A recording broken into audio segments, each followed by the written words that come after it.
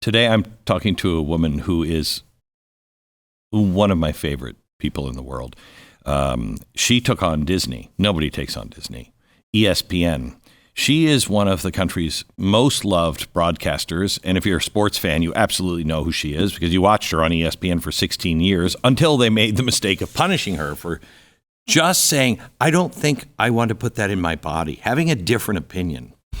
Plenty of sports anchors could speak their minds freely as long as they were woke, but not her. She found a way to speak to the nation without them. We are going to have a fascinating conversation. Sports, faith, politics, taking on the mouse. Welcome to one of my favorite people in the world, veteran anchor, mother of three, host of the Sage Steele Show, Sage Steele.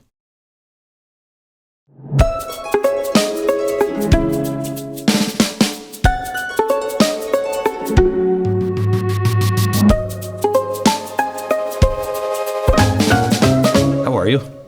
Fabulous. It's so good to have you. Thank you. I'm honored to be here. You've never been on my show. No. Isn't that crazy? I know. How is that possible? I'm going to let the past be the past. I know. I'm not going to hold a grudge. No, it is an honor, and I told you this. I know you hear from everybody, but like you've inspired me more than you know. So thank you. That's really kind. I mean, thank you. You've inspired me and so many other people with what you did. I mean, I don't want to dwell on this because everybody's told the story, but I think it's important to set the table.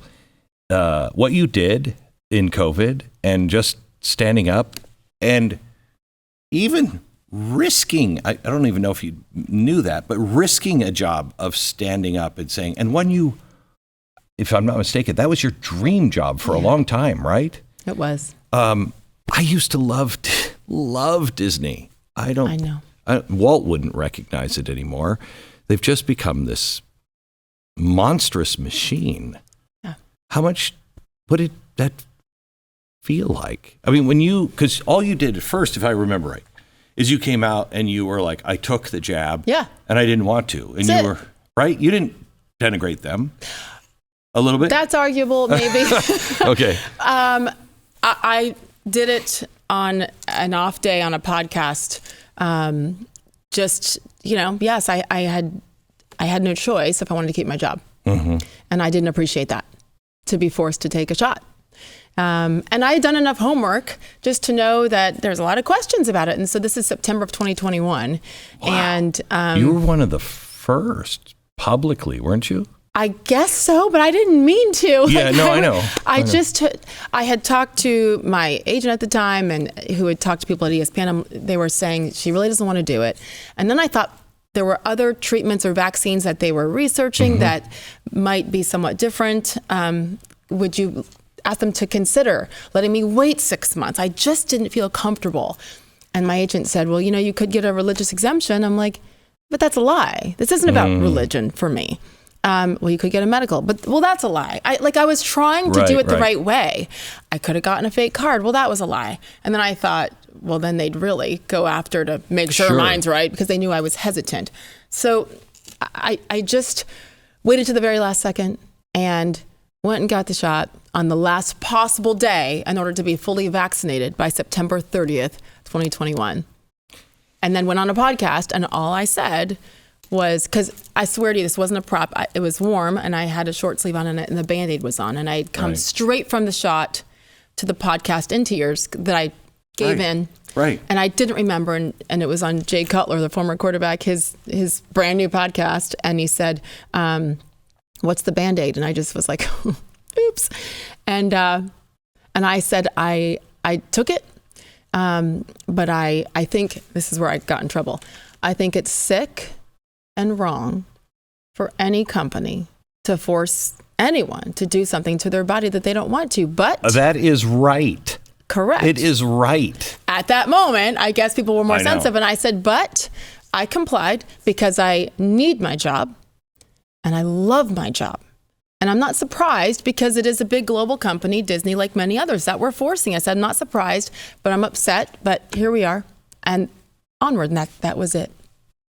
And what happened? How fast did it take for you to get the phone call? As soon as the podcast hit, there were a couple other things that made some headlines from the podcast that I apparently I wasn't allowed to say opinions based on my experiences as a woman in locker rooms for 25, 30 years. And as a biracial woman, those topics around that got me in trouble. But it was day after it dropped. And it started off with, your what you said isn't going over well at headquarters. And I'm like, what are you talking about? I complied. You made me do this. I did it. I can have an opinion, but right. I followed the rules. And then it quickly went south, and I was given the choice to issue a formal apology, a statement, or I don't have a job, I'd be fired, and to be suspended with pay, but to be suspended. And I just for the context, for people who have through the years said, oh, well, you caved, you took the shot. Yeah, I did. I also, unfortunately, had been recently divorced.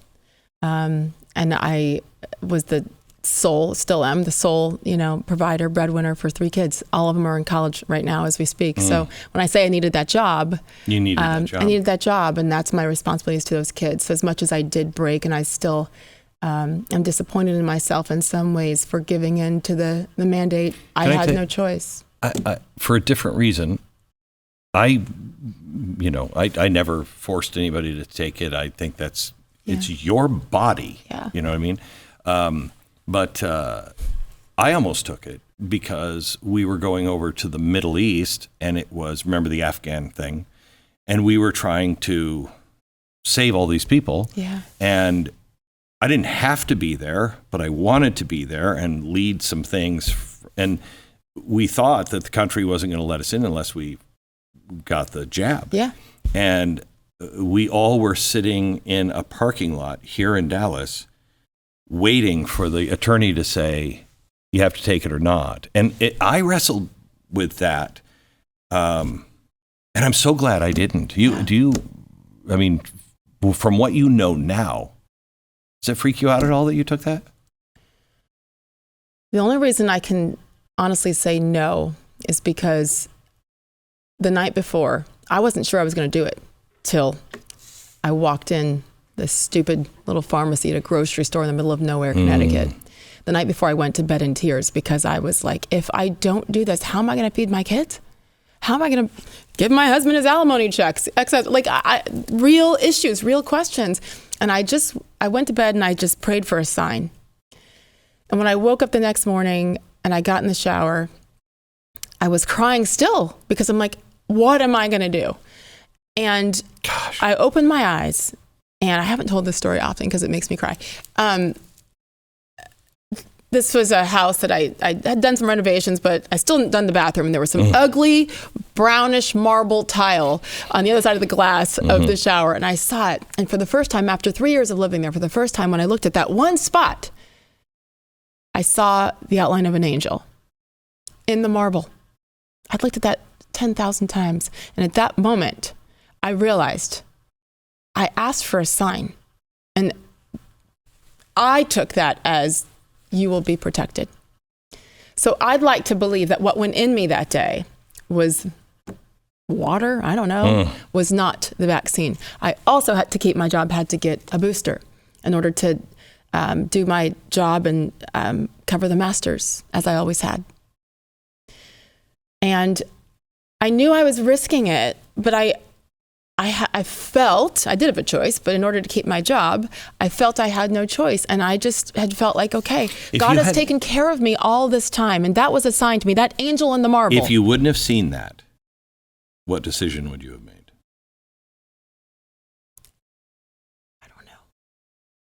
I don't know. That I was sounds this crazy close to people. to walking away, and just going back to court and say I can't pay him all this money. Like I don't know, but I know that. Then this is maybe the coolest part, besides the angel and the ugly marble. I went into the pharmacy. Sounds like a bad Hallmark movie. Hey, Christmas with the angel and the ugly marble. Brown marble. Who has brown tile marble? Right, whatever. Yeah. When I sat down in the chair in the stupid grocery store pharmacy in the middle of nowhere, Connecticut, this sweet, she probably wasn't a nurse, probably like, like me off the street, putting the shot in. And she looked at me and she's like, "Are you okay?" Because my eyes were red. And I said, "No, I'm being forced to take this to keep my job. And I'm afraid." And this sweet woman looked at me, grabbed my hand, and said, "This is so wrong, and I'm so sorry." Wow. And then she put it in my arm. Something changed in me at that moment. Like something in me, anger, something changed. And I don't think I knew it at the time, but I felt it. Tell me what that means. Anger.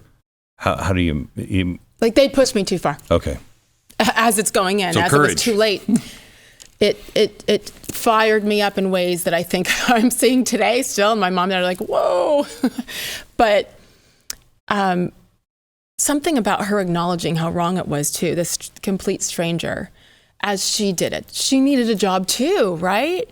Like there's so many people who felt that it was wrong, but were afraid to say it. But then she saw me crying, but still doing it. I drove right home. I sped home because I was late because I sat in the parking lot debating whether or not I was going to do it for way too long. So I was late to get home to do Jay Cutler's podcast. So I believe that like I was fired up, that I was put into that position. And so when I said what I said, I was holding back, but I meant it when I said I thought it was sick and scary, because it is.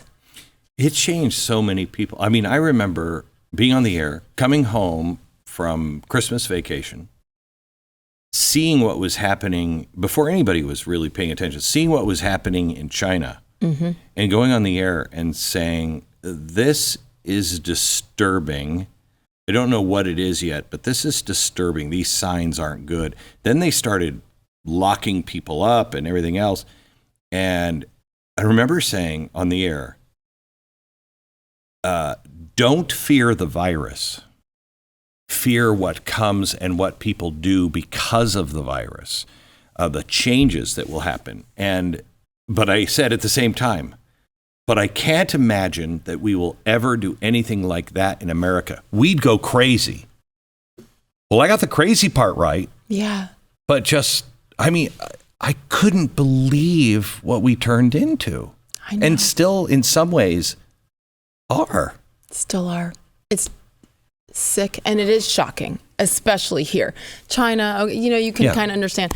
I remember I was thinking about this the other day about, in order to go to work, in order to go anywhere, you had to go to the freaking drive-through and get a swab up your nose to your brain, basically. The things that we said yes to, all of us said yes to. That's what's so scary. But I believe that was the beginning of us realizing. I think it was. I mean, RFK, he changed. We didn't agree on any. He actually, at one point, when I was hosting a show on CNN, because I disagree on the cures for climate change. I can read a temperature gauge, Sure. But I don't believe what they're planning on doing is a good thing. He actually said, "You're a traitor and you should be tried for treason." Well, and I said to him, "That's the only thing in the Constitution that's clearly spelled out. That's the death penalty." And he said, "Yes." Right? So I've never had a lot in common with RFK. Yeah. He came on the show and I said, "Do you remember that time?" He said, "Oh, yeah." And he said, "COVID changed me." He said, Really? "I never thought," he said, "I was too flippant and I just never thought we would ever become the people like that." And he said, "When I saw COVID and what we were doing, I couldn't believe it. And I want nothing to do with it." I mean, that's a massive change. Especially for Kennedy, Yes, for RFK. right. He was able to say stuff like that, and basically the death penalty. Yeah. So if you agree, but it wasn't just COVID. Finish what happened in the rest of that interview they got in trouble for. Well, the first, in chronological order, the first thing was women in sports, and just talking about how much it had evolved through the years. I graduated from college in 1995, and so I was always the only woman in the locker room, always. And then there were younger women coming along who I would, I didn't have a female role model or someone to take me under their wing in the locker rooms and to tell you how to kind of manage that whole thing, or dealing with all the coaches and traveling and what that looks like. And so I tried to do that with women along the way. And I just saw how more and more women would come in the locker room, but then I'd look and I'm like, what is she wearing and why? So I said, that's one thing that's been disappointing, is because when women, not all, oh my gosh, of course, I think most are certainly very professional, but when you go into a locker room or any business area, conference room, whatever, it does matter what we're wearing, as men too, but certainly as women. And so when you go into those spaces and you're hanging out and stuff showing, and you're more worried about like how sexy you look and how good you look, that takes away from your credibility and all the women who've come ahead of you. So I said, women, we are smart. I have 2 daughters that are in college. We talk about this a lot. Women are so smart. Let's not play dumb. Like, well, I felt uncomfortable because, you know what? If you're wearing that, I'm going to look at you. And I like men. But like at the end of the day, we know what we're wearing. I'm just saying, be professional as you would anywhere else, not looking like you're going to a nightclub. So that turned into Sage Steele believes women who dress are asking that way, for it. Deserve to be raped. That's what headlines were. That was nothing compared to, Jay asked me about being biracial and why it's so important to me. If I'm asked to say yes, biracial, not just black. So in other words, they wanted you to be more black. Oh, okay. We live in a world that is constantly changing in ways we don't see coming. But one thing that will always remain the same is the need to be ready. Some emergency preparedness vitals include emergency contacts, plan for evacuation routes, meeting places for your family, a get out of town bag, a go bag with important documents, flashlights, batteries, and non-perishable food. And of course, you should consider having a Jace case as part of that equipment as well. I can't recommend these highly enough. If you're the type of person that wants to be prepared if disaster strikes, or you're going on vacation and your kid gets sick, you don't want to have to go find a CVS or whatever, wherever you are in the middle of the night, you're going to want the Jace case. Jace case, its personalized emergency kit, contains the essential antibiotics and medications that treat most common and deadly bacterial infections. It provides 5 life-saving antibiotics for emergency use. They even have ivermectin as an add-on if you want it. The horse? I'm not a horse. Go to jace.com, enter their giveaway, and also purchase your own case. Enter the promo code Beck at checkout for a discount on your order. It's Jace, JASE.com. The promo code is Beck. I told the story of what happened when I was on The View in 2014 with Barbara Walters and Whoopi and Sherry Shepherd and Jenny McCarthy. That was the cast at the time. And they said, hey, can we talk about you being biracial and how important it is to you? I was like, sure. So we get on there and it's live. And Barbara Walters asked me, about my background. And then she said, so why don't you just identify as black? And I said, well, because I'm not. I mean, I'm both. At that time, ironically, I found out later when I saw the tape behind me, they put up a picture of my family, my black dad, my white mom, and my 2 brothers. And hi, I'm both. I'm actually 50% of each. And I'm so proud of all of me, right? Isn't that diversity? Isn't that what we want and promote in this country? So she said, well, 2014, well, the president says he's black and he's biracial too. And she goes, what do you do when you fill out the census? And I was like, I don't know. I check both or all of them or not. I don't care, but I'm not going to exclude one. And I said about Obama, I said, well, congratulations to the president. I think it's fascinating that he was raised by his white mother and his white grandmother, and his black father, unfortunately, was nowhere to be found. He wrote a book about it. This is not breaking news. Couldn't say that in 2014. Couldn't say it anytime, right? But I said, you do you. Identify how you want. I'm going to do me. And I'm pretty sure that my white mom was there the day I was born. And I'm so proud of all of me. Why is that bad? So you're telling me I'm not enough of this, but tomorrow you're going to say I'm not enough of this. Like, I can't keep up. This is me. I feel like I represent so much of America where we're mixed race and it's beautiful. So it was actually not a big thing then in 2021 when I repeated the exact story on this podcast. It was Sage Steele hates black people and the sellout, all of the language that I don't like to repeat. So that was the other big thing. And that, along with the Disney comment, is what got me shut down and canceled. And the ironic thing is when they pulled me off the air and said, you must issue this statement or you're out of a job, is what they told my agent, apparently, not directly to my face. I was sicker than I've ever been in my life with COVID. After, of course, getting the shot that was supposed to prevent me. Mm-hmm. So I'm in bed, unable to breathe at times. Like it got me hard. Alone. My kids were with their father for 8 days. I was alone. I'd never been in a darker place in my life.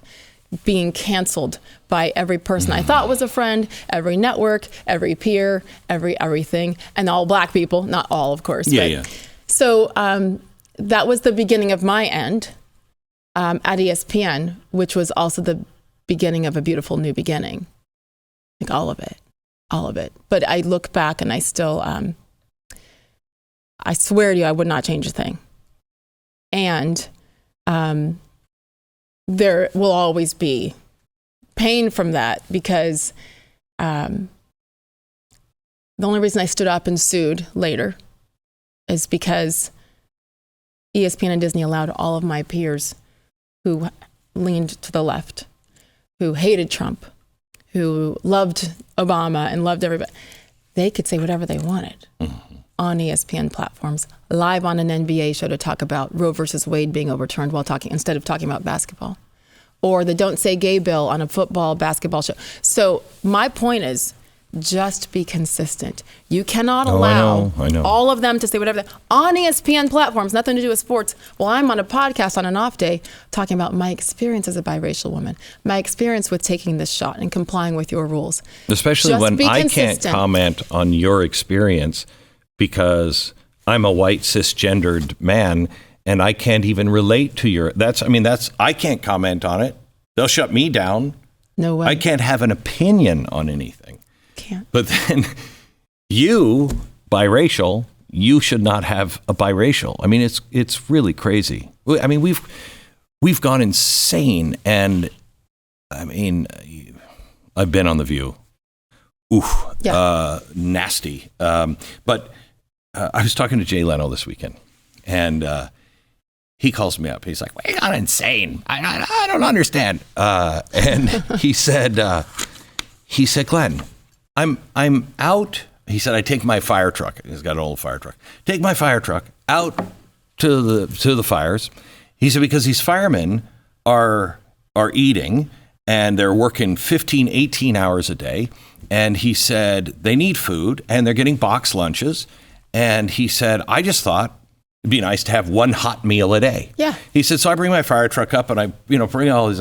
He said, Anderson Cooper comes up to me and says, what are you doing here, Jay? And he said, these guys are eating, sandwiches, and I think one hot meal a day would be good, so I'm bringing them hot meal. He said, that was twisted into? He said, that was twisted into Jay Leno takes on America's box lunches. What? He's like, what? He's like, we have lost our minds. So stupid. It's crazy. It's embarrassing and it's pathetic. It is. And that is why we're here today. Yeah. That is why Donald Trump is back in office, because they pushed us too far. And I actually believe it took every bit of what has happened. It did. Leading up to 2020, Black Lives Matter, George Floyd, all of the things.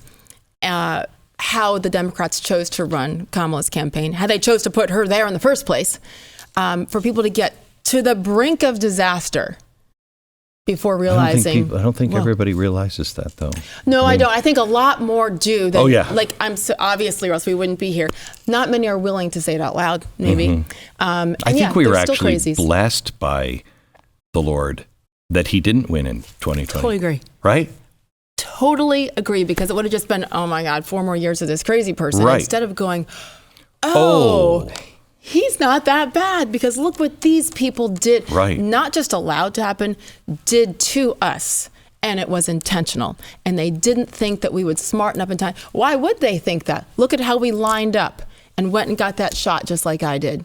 So why would they think that we would, be like, oh. Why would they think that after what they did to the election in 2020? I have always been an election denier. I don't care. You can tell me what you want. I've seen enough videos. I'm not an idiot. And I'm choosing to see what's in front of me instead of ignoring it, or at least, choosing to say it.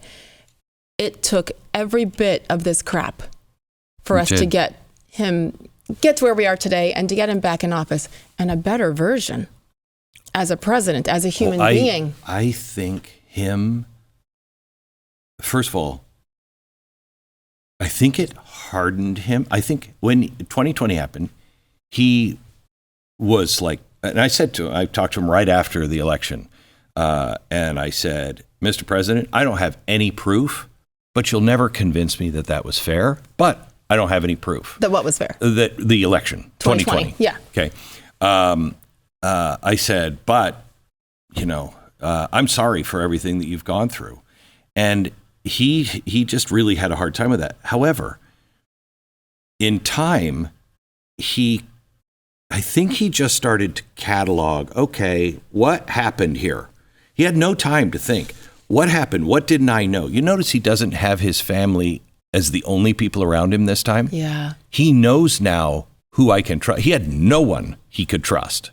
So he started cataloging. And then when they started coming after him and his family, the first time I talked to him, when they first went after his children, I think it was his son, or maybe it was Ivana, and she said, or he said to me, they went after my effing children.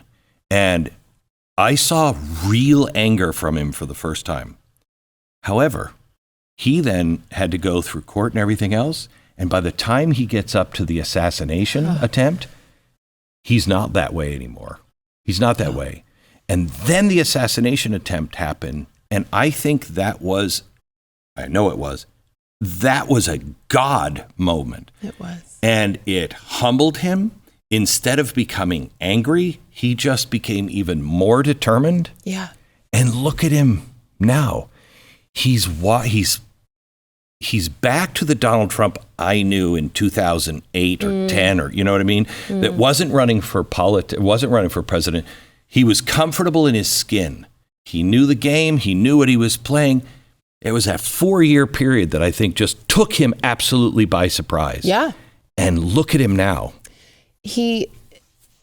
I didn't know or think, of course I didn't know him or anyone around him at that time, but I didn't think he was going to run again. I thought, you know what? Why? Like, this is a sad ending, but what? Yeah. I mean, of what benefit is it? You certainly aren't going to have more money in your pocket after. He had less, as we know. Nobody has come out with less except Donald Trump, right? But I do think that he had to go through it.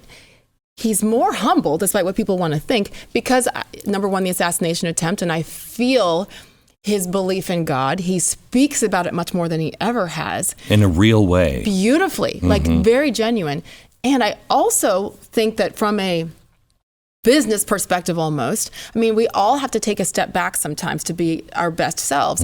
And during that time when he was ticked off, and rightfully so, because of what happened in 2020, and then of course coming after him, you have more time to assess, and how can I be better? And I loved when he went on Joe Rogan and talked about what he did wrong, and how he admitted that he should have vetted people better and not hung on, because he's loyal and he didn't have the right people.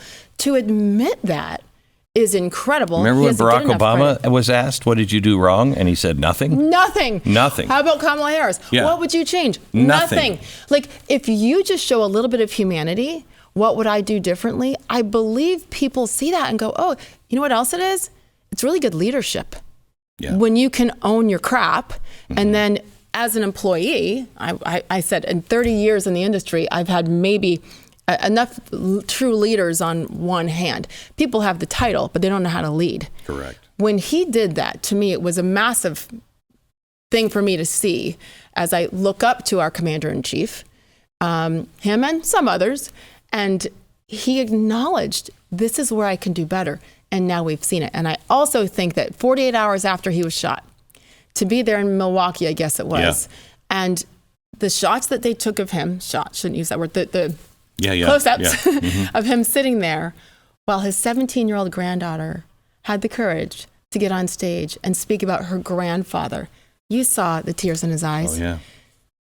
We are seeing the human side of Donald Trump. We saw it's beautiful. We saw it that week, unlike I've ever seen it before in anyone else. You could watch it happen in real time. From the minute he was, and let me show you this, to the ground, yes, to the fight, to the next day, you could see the hesitance in Milwaukee as he's walking. Remember he walked out of that and then he stopped. I do too. He stopped for a minute and you were like, he's not the same man. Not the same man. He was not like, look at me. Yes.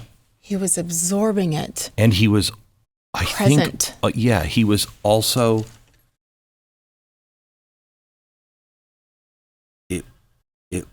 for the first time he showed it, because he actually really likes people, but you don't see that. You know what I mean? He's got such a, but you could see how much the people meant to him. Yes. When he stood up, he told me, I saw that no one had run. And they were, I'm going to tear up saying this. Yeah. And they didn't run. They were with me. That's when he cemented his relationship. I'm never walking away from these people. And he always said to me that it was about the people that he had promised, not the bigwigs, the people that came to his rallies that he promised he would fix. That moment for him, I think he realized they're the ones I can trust. Yeah. And I will fight for him. And then for him to come out and he had that applause, you could see him. He was grateful. He was grateful. People don't want to acknowledge his human side. It's easier not to. It's easier to hate somebody when you only see the one thing. I had never met him until a few months ago, during the election, the campaign. And, he's no different from us in the way that he wants to be liked. Maybe it's not everything for him, obviously not, or else he would have never done this, certainly not again. Or he would have just acquiesced. Just like everybody else. Yeah, just don't say those things. Yes, just like everybody else. And I love that about him. I love actually seeing that part because that means, we have a little something more in common. Yeah. I'm getting over that disease of being a pleaser and trying to make people like me. I give up. I came from an alcoholic family and that was my role. I was the little clown. I was the little, hey, everything's okay, everybody. And I still fight that. You do? Yeah. Not strangely, not on the air. I got into radio when I was 13. And so I've told everything to this that I've never told to people. I mean, my first wife, I came home one day after I talked about my mom's suicide. And it was a really traumatic moment for me. And I got home and she said, Your mother killed herself? I don't, this is different for me. Your wife didn't know? She didn't know. I didn't even think about it at the time. Oh my goodness. Yeah. Because your wife was listening. She was listening and she was like, what, wait, what? And it's weird. So I don't have a problem saying hard things to it, but I have a hard time in real life. I don't like confrontation. It's the alcoholic. It's the alcoholic in me. I don't like confrontation. I was talking about that today about Trump and his tariffs. Yeah. I think people, they want America first. They want to do the right thing. They want the end of the war in the Ukraine. But the minute a leader stands up and says, knock it off and sit down, and you too, everybody gets uncomfortable. Well, let's not do that. That could cause, it's Reagan saying, Those guys, that's an evil empire. Yes. You have to change the game. You have to. And you did that. Oh, gosh, you did. You changed the game. There. No, but you did. I don't know. I don't know if I did. And it certainly wasn't my goal. I know. But you did. And I think you still are. Women's sports. I mean, what's been happening with women's sports? And they're all saying, I'm doing it to protect women. And I honestly, I don't even understand the mathematics that gets you there. It's so stupid. It's so stupid that this is even a conversation. And the hypocrisy in it is just so thick. You know, at ESPN. Do you think anyone is sincere in that? Well, in saying that men can be women and women can be men, and it's totally cool. And I think that yes, but they're part of the mentally ill group. Okay. And that group is growing. Yeah. Sadly. It is. But there's no other way, because these are the same people that said, follow the science. And then I'm right. anti-science. Right. You know, even today, because you speak out, you know, and say, hey, this obviously, the record is clear on the science that just happened. Yes. And they still will say that was science. Correct. And you were wrong. Exactly. And yeah. I wanted to kill everybody around me by right. not being vaccinated. Exactly. Right. I do think people have mental issues and or just absolutely refuse to acknowledge something that might make them look like they're more in the middle on something, which again, there's very few issues that are black and white, and this is, right?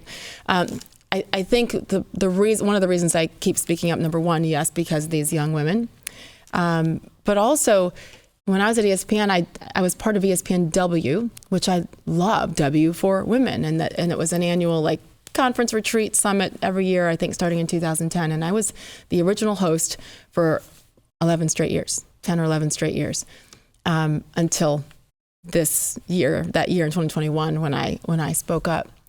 And it's all the strongest women and athletes and executives from all different corporations, whether it's Lululemon or Nike, like Gatorade, all over the place.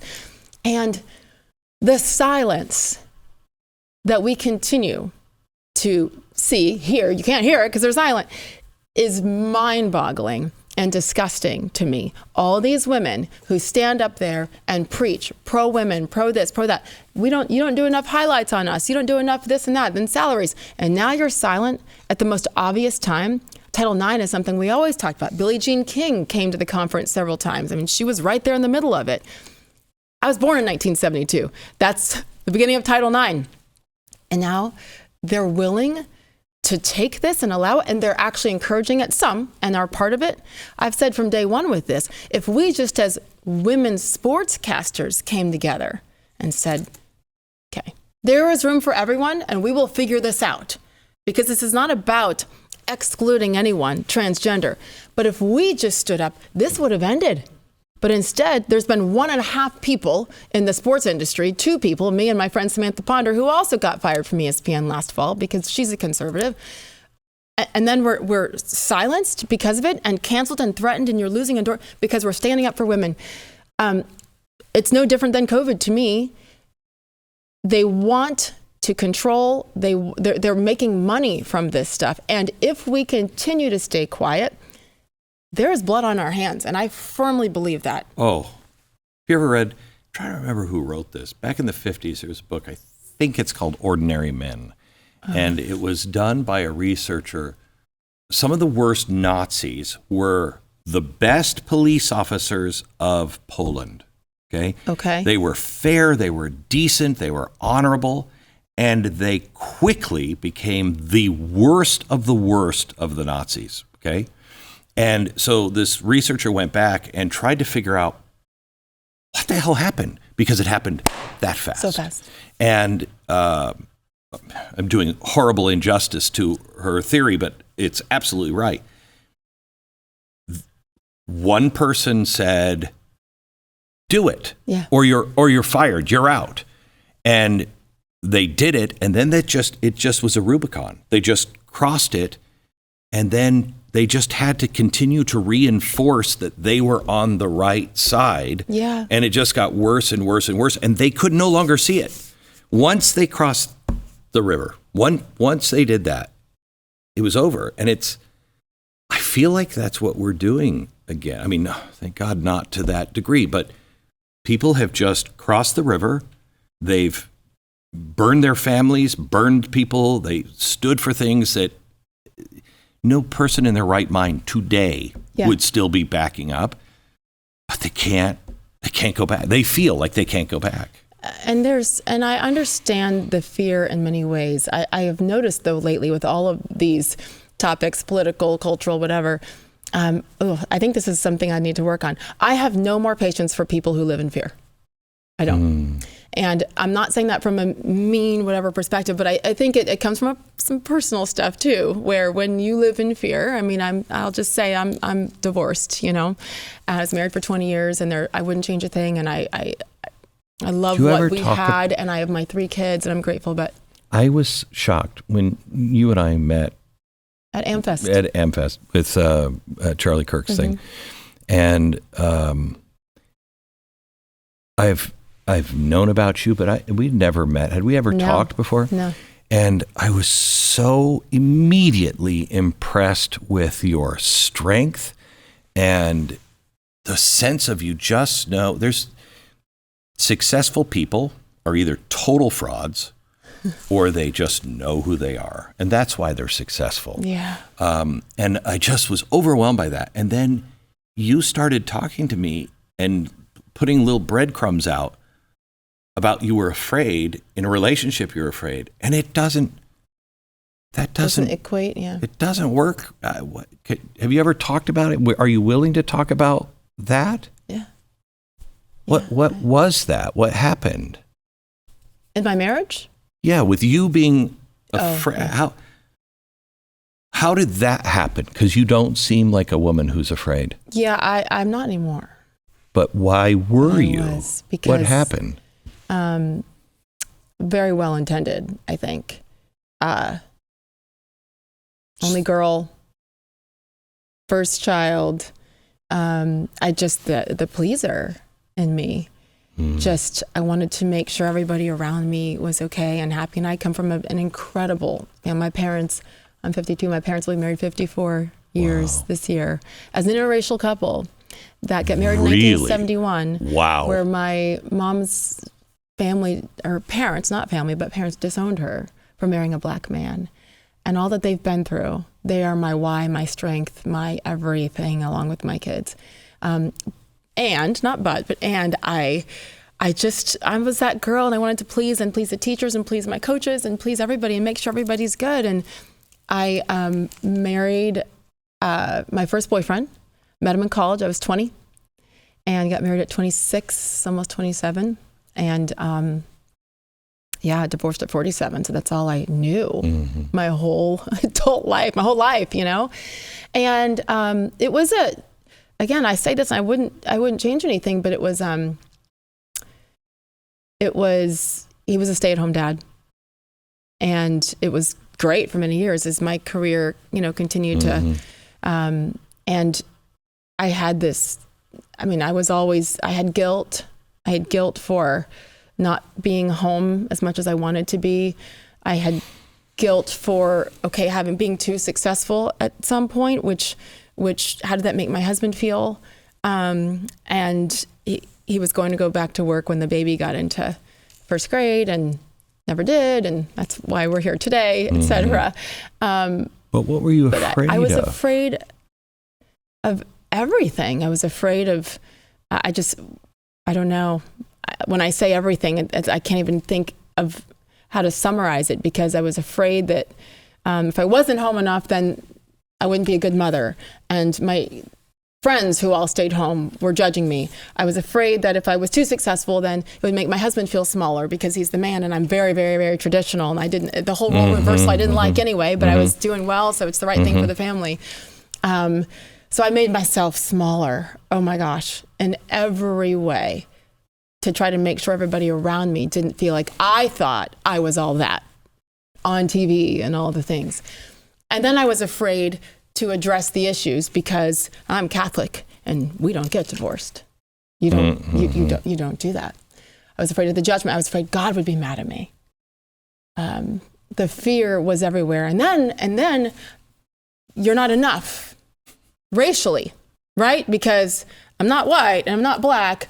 And so then you have to choose. And if I say this, then I'll be too white. If I say this, then I'll be too black. And then I'm different. I'm not black enough because I have white hair. That like, it went everywhere. And so then, okay, I'm doing well and I was good at my job and I worked my butt off and everybody was happy. And then I had these things were happening in society where I'm like, that's wrong. That's not okay.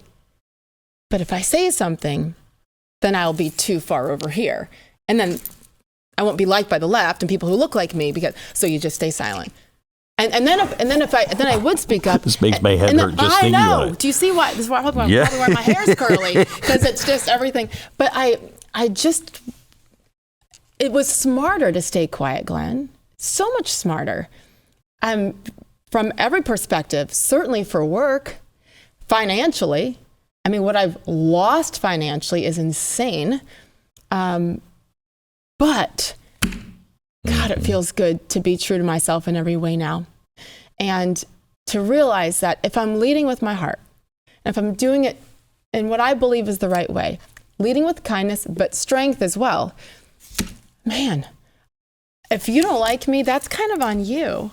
Because I'm actually a really nice person and loyal and supportive. And if you don't like me because of my opinion, that's on you. It just took half a century to get there, and that's really annoying.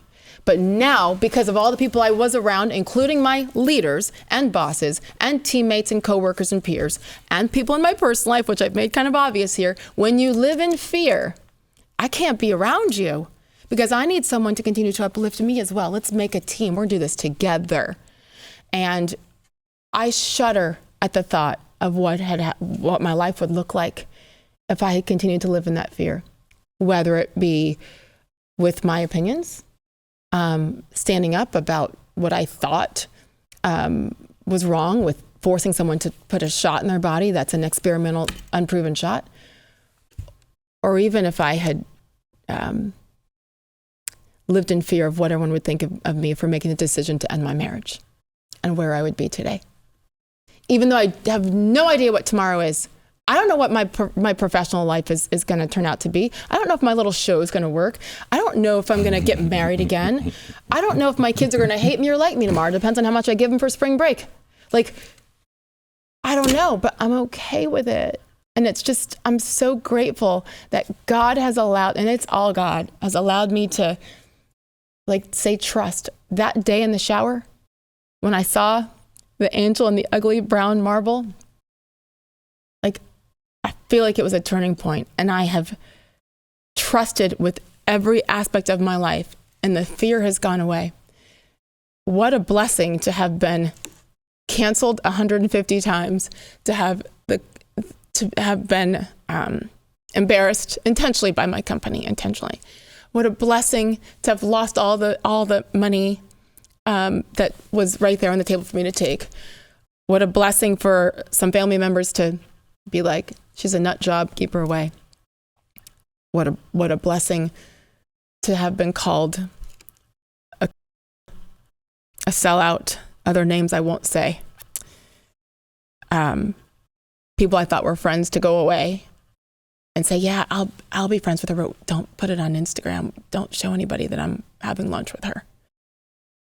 I swear to you, I'm so grateful for every moment because God has been there every step. He always was. I just wasn't willing to see it. Sorry, that was not soundbite length. I'm very sorry. No. No. No more fear. No more. I think that's the most common. I think that's the most human thing that we all have in common is fear. I know I'm an alcoholic, but when I was a practicing alcoholic, it all came from the fear of, I don't want people to find out about this, or who I am, or I'm not sure I am any good. I know all of this crap. And we're all just living in fear. And when we admit it, yeah, and when we let others see it, yeah, two things happen, I think, at least it did in my life. One, you find real people. yeah. You know, you find people are coming up to you and going, I can't believe you did that, but thank you, right? Mm-hmm. And can we get some Kleenex? And Sorry. And the other thing is you become the most powerful person on the planet. Everybody is afraid of you. And they're afraid of you because they can't manipulate you. You should be, and I think you probably are, the most predictable person in anyone's life. Because you're so clear on what's true and you're not afraid to walk away. That terrifies people. It does. It's wonderful, isn't it? I mean, not the terrifying them, but it's wonderful. It is. And I never knew. And every time I've shared a little bit, probably started in like 2018, after the first time I got canceled in 2017. Every time I shared something, thank you. She did a great job on my makeup today, too. Goodness gracious. You'll let me know if it sticks to my face. I will. Every single time I've opened up about anything personally, which I was afraid to, you try to protect your kids, try to protect everything. I still try to, believe it or not. Professionally, about the decision to stand up and sue the employer that I loved. Every time I have received such a gift and one response from somebody on social media, on an email, at an airport, in a women's restroom, at a restaurant. The number of people now who come up to me, grown men in tears, thanking me because they're afraid to say something about women's sports and keeping men out of them for their daughters. It has overwhelmed me. And that's what I'm trying to do on my little show as well. It's like every time we open up, not only are we helping ourselves, we're helping others. And they say, oh my gosh, this person that looks like they have it all together and on TV and famous and money and all that, they're going through that too. So I now believe that, like, it is what it is. I don't even care. Think I'm a loser because I cry too much. But you're with me. I know. Exactly. But like, we are helping others just by being true to ourselves. Yeah, I know. And that is a gift. And I know that there's some strength in that.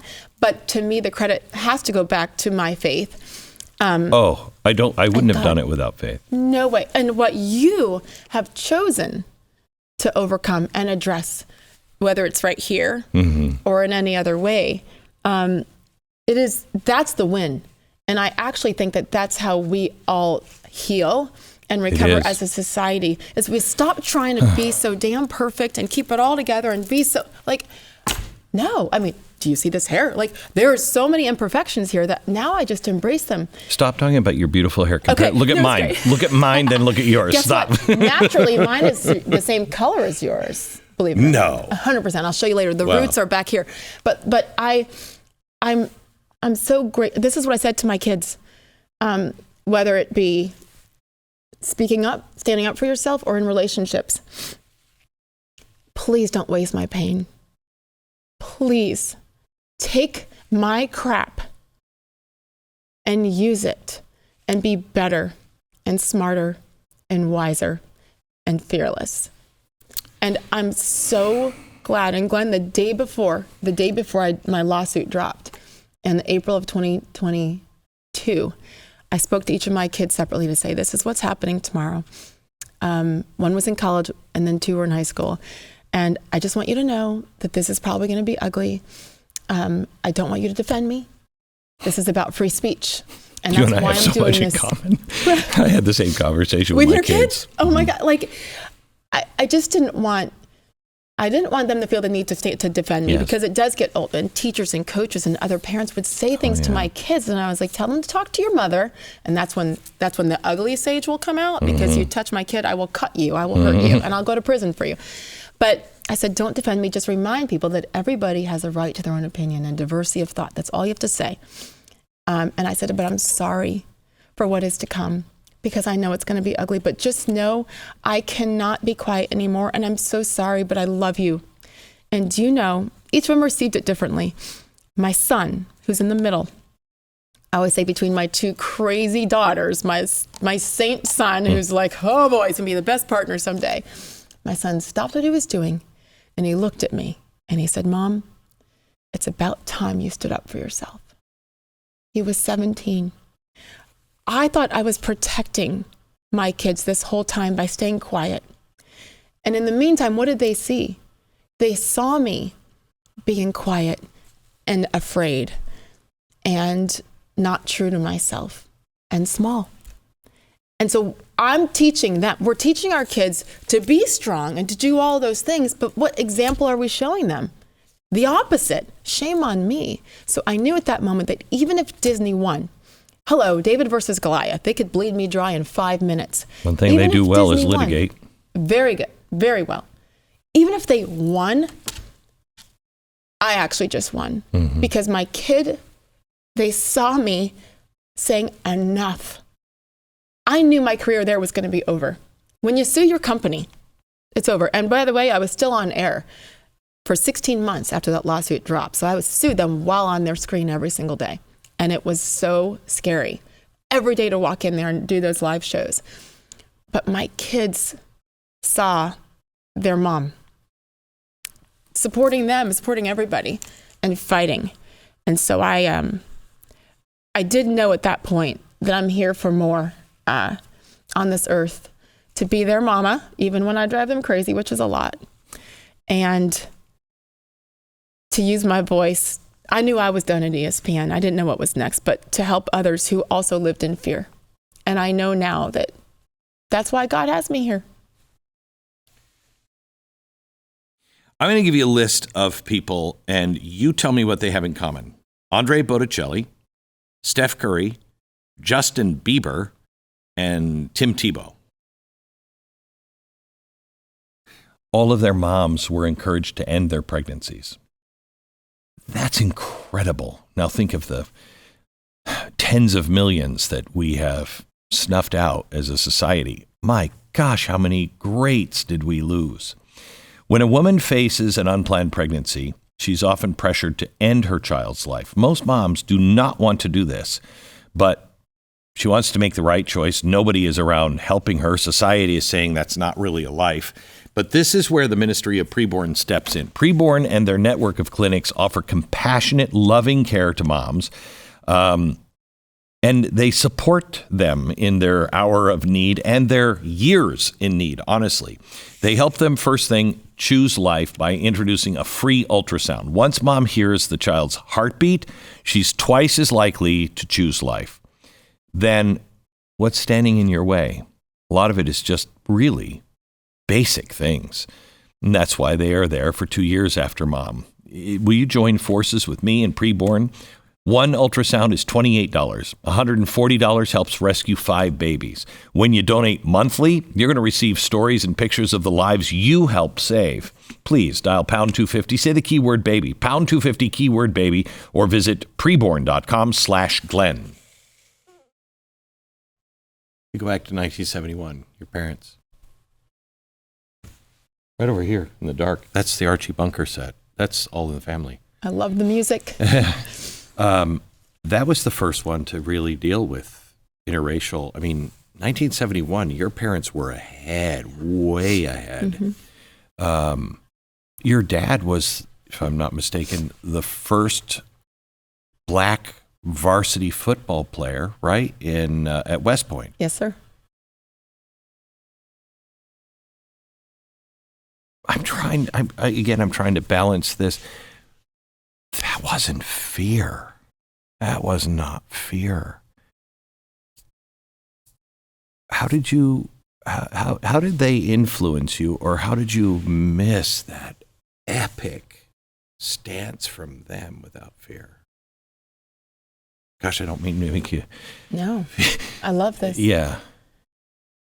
How did because they pushed You through were the fear, raised. but then You're just talking about. I taught my children.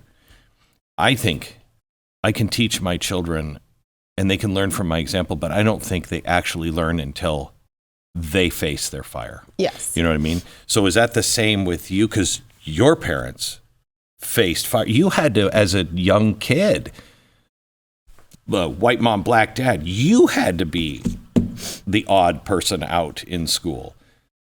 How did you, what happened there? What happened was the environment in which I grew up was beautiful as an Army kid, military. It was a safe space. There was a lot of kids who looked like me. Okay. There were so many interracial marriages in the military, if you think about it. And everywhere you went in the world, and I lived in 4 countries by the time I was 11 years old. Right.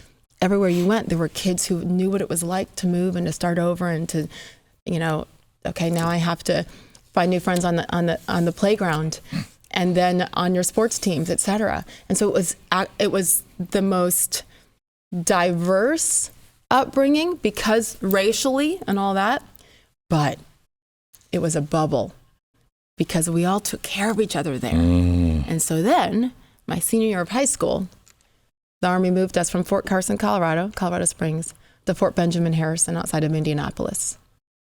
And it was my senior year of high school. And there was no school. It was a small Army post, which is now a state park. It's no longer. With the downsizing of the military in the 90s, it changed. And so I went to a public school there in a non-military town. And of 1,800 students at Carmel High School, I was the only black student. I say biracial, of course, but the only one. And so that was my first time feeling different, was as a senior in high school, not all those years leading up to it. And so I'd been protected. And also protected. Is that a good thing or a bad thing? Well, in hindsight, it was my first experience with racism. Did you know that it was out there? No. But just not. No, okay. I mean, yes, I guess, but there was no internet. It was a different world. And I grew up in Seattle, and I think there were like 4 black people at the time. So I couldn't relate to the South. I couldn't relate to what it just seemed like a distant kind of, right. You know what I mean? Yeah. So when I moved back east and I start seeing, there's a real split here. You know what I mean? First time I went south and I felt like I remember stopping for gas, and I felt like I was in Deliverance, and I'm filling up gas, and this guy says, "Those are Yankee plates." And I'm like, "Oh dear God, they're going to eat me." And I think they have slaves. I don't know what's happening here. I mean, it was just, different world. So you kind of had the same. Because I was so protected with the diversity in it. Yeah. It was it was beautiful. It was perfect in my mind. And then one day I was walking to class and was surrounded by a group of boys one of them I thought was my friend, and N-word, go back to Africa, you look like a gorilla, go back, like just the ugliest moment of my life up to that point. And What year was that? 1990, senior of high school, 89, 90. Yeah. Wow. So, I mean, other people are like, yeah, dumbass, this is how it is in the real world. And I was like, well, it's never what I experienced, and that changed me. And then I went home, and they cornered me, and it was the worst. And I escaped and ran to class. And they weren't going to touch me, but it was verbal.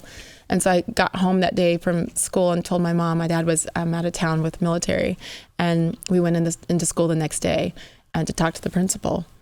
And he looked at me and my mom and said, "I don't believe you. It didn't happen. He didn't believe that it happened. He thought we were making it up." So that changed me. My poor mother, who was, I had no reason to make that up. Mm-hmm.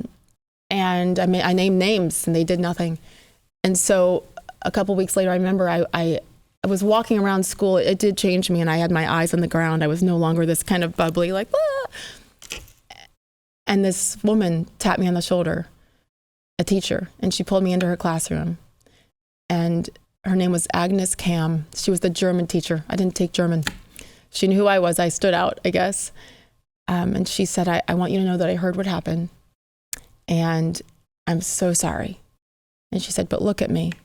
She goes, you are doing more for Carmel High School than we can ever do for you just by being here. Mm. Don't let this affect you. I don't know if I ever saw her again, but I remember that verbatim. And just by staying there, just by being in the classroom and being someone that looked a little different from all of these kids in a rich white suburb north of Indianapolis. By the way, 90% of them were awesome. Mm-hmm. This is not a referendum on the town. Mm-hmm. That experience, though, and told I was a liar by the principal, did change my life. But that was, I think, the beginning of realizing, okay, you can be different and still be okay and still have friends and still, and then on to college and then through my career. And at times when mom and, the career wasn't going well or the bosses were awful, no leadership, my parents would say, okay, you can't control them. Mm-hmm. You can control your reaction.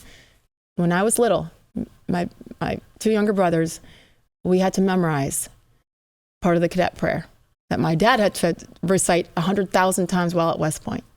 And this prayer eventually made me fearless.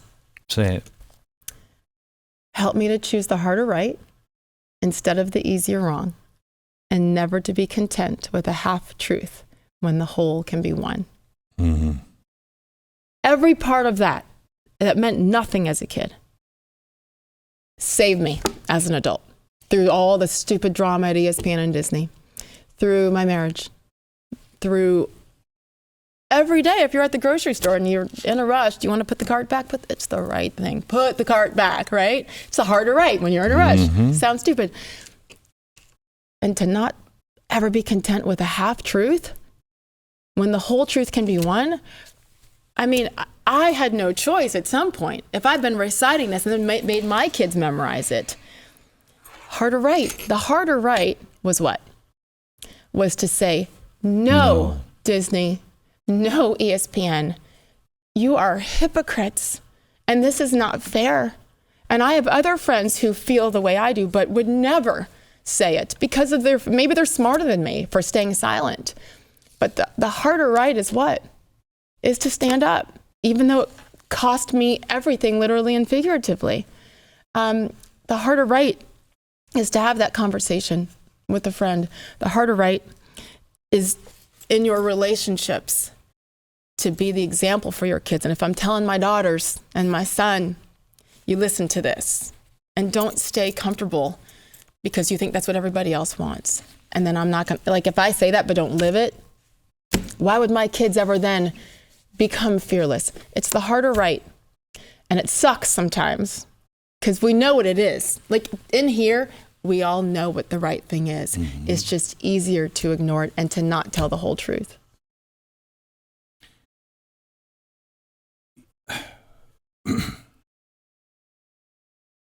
I'm the whitest white guy you've ever met.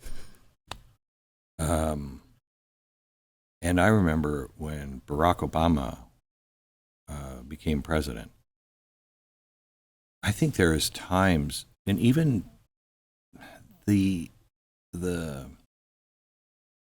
think the intent of a lot of people that were involved in BLM, not the crazies, not the socialists, not the Marxists, but the people who were actually marching going, there's a problem here. I thought that was so healthy. And I cannot relate in 1990 that somebody would have said that to you. And that might seem like distant past to some, but it wasn't that long ago. And somehow or another, I think it's just because it became politics. This is the kind of conversation that people need to have, where you're actually hearing one another and sharing experiences that the other people I can't relate to, but we don't have these conversations very often. And have we passed the point of being able to, or have we just taken a long circle back to where maybe we were getting to in the early 2000s? And maybe it's just my point of view, because I thought we were not perfect by any stretch. There is racism. There was, and there still is, and it's real. And there always will be. Always will be. Always will. Opposition in all things. But I felt like we were getting better, and then all of a sudden, I felt like because it became so political, like everybody just built up walls, and we're not going there. Are we getting back to a point to where maybe we can have a real dialogue and actually grow from here? I think so. I have hope, but I'm an eternal optimist and glass half full always. I do think so. I was so sad at how socially and culturally things, I think, got worse under Barack Obama. I think if we can go back for a myriad of reasons. Yeah, I think we can go back and look at when things changed and when he was, in power. I thought it would be, listen, to me, I did not vote for him. I voted for John McCain. And then I didn't vote for him in 2012 either. But in 2008, I was excited. I didn't vote for him, but number one, he's the commander-in-chief. That's how I was raised, military kid. My dad's West Point, retired colonel. Absolutely, I support you and supported Joe Biden for that reason too. If the president wins with, making America great, before that was a thing, then we all win. Like, of course you support your commander-in-chief, and that's how I was raised with my father. But in general, like I understood why so many people, certainly people of color, were so excited about Barack Obama. Sure. To me, it wasn't about race, though, because I was thrilled to see. By the way, I thought it was biracial. I thought it was me. I remember saying this on the air after he won, because I wasn't a fan of him because I think he was a Marxist. Totally, he is. But I remember saying he has the opportunity to transcend race. You know what I mean? To be able to say none of that matters. Yes. And none of that was done. None of that was done. To me, it was beautiful to see that. Yes. On the stage in Chicago with his wife and daughters on that night. Like, beautiful in so many ways. To me, he was just the wrong black president. That's all. Like, it's not about black, white, Asian, female, male. I don't care. I'm not voting for that reason, actually.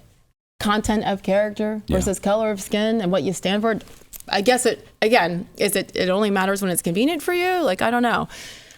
My grandmother at the time was in her late 80s, my dad's mom, she was black. I mean, late 80s, maybe 90 years old. And I remember her crying. Like, I didn't like that he won, but I respected that for a 90-year-old black woman who was born in 1920, what she witnessed. So I get it. 100%. He divided instead. And then it continued. And even at the very end of this last the campaign with Trump and Kamala, even what did he say to black men at the end? He's scolding them for not voting for her because she's a sister, she's one of us. What? The divisiveness continued, and it was intentional. Instead of saying, just because I'm black doesn't mean that we think alike. Or wait a minute, then you're the racist if you think just that this dictates how we feel or should feel. What we should be doing, and I do think that we're getting back there in some ways, having the conversation, remembering everybody has an opinion. And to me, our opinions are based on what? Our own personal experiences. So you can't tell me, and I can't tell you, because you don't know me, and I don't know you in that way. Your wife, your first wife, didn't know that about your mother. I mean, my goodness. So to judge is so closed-minded. And there's such an obvious lack of tolerance and acceptance and true diversity of thought. So, but is there a place to where tolerance becomes a danger? For instance, I've never had a problem. You want to You want to transgender, you want to do, I don't care. It's not my life. It's your life. I don't care. That's, I think, one of the best things about Americans is live your life. I'll live my life. I don't care. Yeah, I don't care. But because we are tolerant of people saying, no, that's a female, when, I'm sorry, it is a dude. Okay? You can't follow the science. You can't change that. So, you look at this and people try to make you feel bigoted when you're like, no, I it's not about them. It's about my daughter. Correct. And my friends' daughters. Should there be a transgender league? I mean, I don't even know like, what's the solution here? What's the solution here? Yeah. First of all, as far as the tolerance, I say what you want, do what you want. Great. Identify how you want. And there's rules. And there's rules in society based on that, I mean, I like it when people say, oh, okay, I'm a billionaire then. Go ahead and believe that. But have you seen her checking account? Right. It's probably not. Like, right. Think, sadly, it's not going to happen. I think that in sports in particular, first of all, it's fascinating that it's only happening going one direction. Are there women trying to go play on the men's volleyball team in college? No, it's only going one way because we know that it's impossible. Like, it's just not. So women own everything. And that includes, like, right now, apparently in the NCAA, right? Okay, you can't compete on the same team, but you can still be in women's spaces and women's locker rooms. You still get the benefit, which means you can take scholarships that are supposed to go to women if you identify as a woman. So let's finish the deal, close the book on that, and make it all women all the time there. Because we know that there are basic scientific differences. And over here, it's open category. Men plus open. Mm-hmm. Do whatever you want. But if you were born as a male, you are a male. One of the problems right now with the NCAA is proof of male, female is your birth certificate. Well, I believe in 44 states, you can change your birth certificate. So that's a problem too. It's got to be shored up. And DNA test. They were talking about where you're going to have people having to check people's, pants. No, we just do a DNA test. It's so simple. Really simple. Quick. If we could do it that quickly, in a drive-up parking lot, shove it up to my brain to let me know if I have COVID or not, like, we can do this, and it's actually more simple. So to me, that's the solution. And I will never accept people saying that we are anti-this, anti-trans, anti-gay. No. I'm not anti-anything. I'm actually pro-woman. Number one, first and foremost, which is what you've been telling me, all the feminists out there who are sitting on their damn hands continuously, all the Democrats that voted against the Protection of Women and Girls in Sports Act recently. Shame on you. Women. These female politicians who continue to talk out of both sides of their mouths. So that's the solution. Female here, male plus open. And no more women will have to get hurt or lose scholarships. I didn't even look at my notes. I have so many things to ask you and I didn't even get to them. You are truly one of my favorite people in the world. I just love you. I just think you are amazing. Thank you so much for coming. I don't know that you know what that means to me. Thank you, and for always allowing everyone to just be true to themselves.